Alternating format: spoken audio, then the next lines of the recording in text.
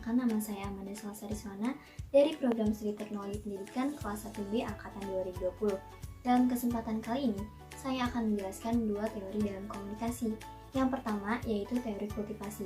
Menurut George Gardner pada tahun 1960, teori kultivasi adalah sebuah teori yang mencoba menjelaskan keterkaitan antara media komunikasi dalam hal ini televisi dengan tindak kekerasan.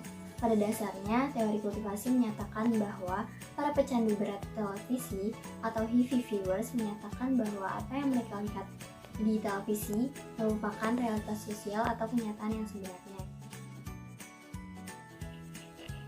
Adapun beberapa kelemahan dan kritik terhadap teori ini antara lain, yang pertama, korelasi antar televisi dan kepercayaan halayak membuktikan hubungan sebab akibat. Tayangan di televisi membentuk sebuah realitas sosial yang dibangun dengan cara tertentu. Akan tetapi, realitas sosial ini bisa jadi mempengaruhi perilaku penonton. Lalu yang kedua, perilaku halayak dan apa yang dilihat halayak pasti banyak dipengaruhi oleh latar belakang sosial budaya. Sikap kita tidak hanya dipengaruhi oleh televisi saja, tetapi juga oleh media lain, pengalaman langsung orang lain, dan lain-lain. Selanjutnya, yang ketiga, program televisi yang berbeda akan memberikan kontribusi yang berbeda dalam membentuk realitas.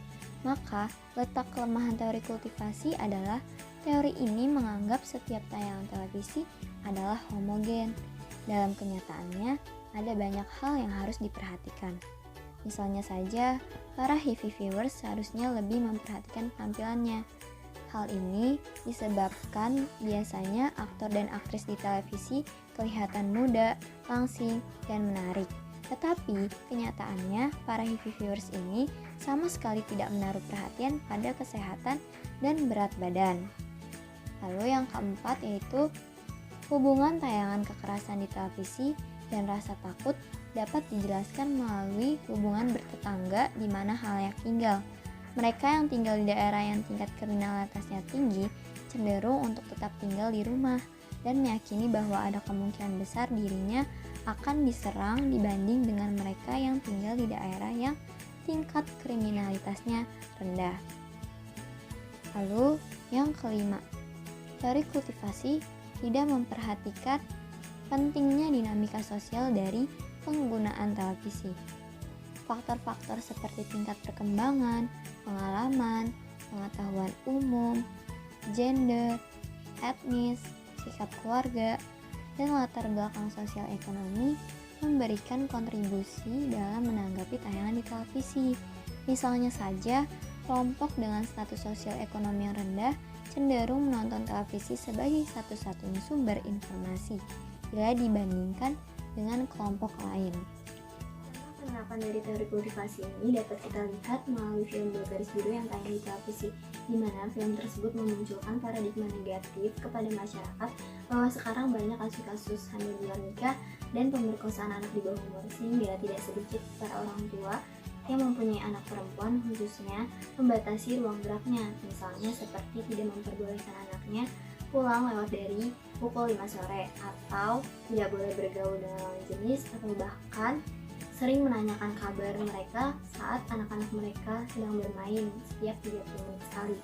Jadi dapat disimpulkan bahwa peran televisi dalam teori kultivasi ini sangatlah penting, di mana apa yang disajikan atau ditampilkan dalam televisi akan sangat mempengaruhi orang-orang yang nonton.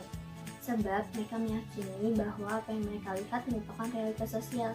Hal itu tentunya dapat menimbulkan perasaan cemas, takut, waspada, dan lain-lain. Walaupun acara televisi dapat mempengaruhi perilaku penonton, namun semua itu juga dapat dipengaruhi beberapa faktor, diantaranya faktor pengalaman, pengetahuan umum, sikap keluarga, dan latar belakang sosial ekonomi juga berkontribusi dalam menanggapi tayangan di televisi. Oleh sebab itu, faktor-faktor itu perlu menjadi pertimbangan kita dalam membuat sebuah pernyataan bahwa perilaku halayak tidak sepenuhnya dipengaruhi oleh tayangan yang ditonton.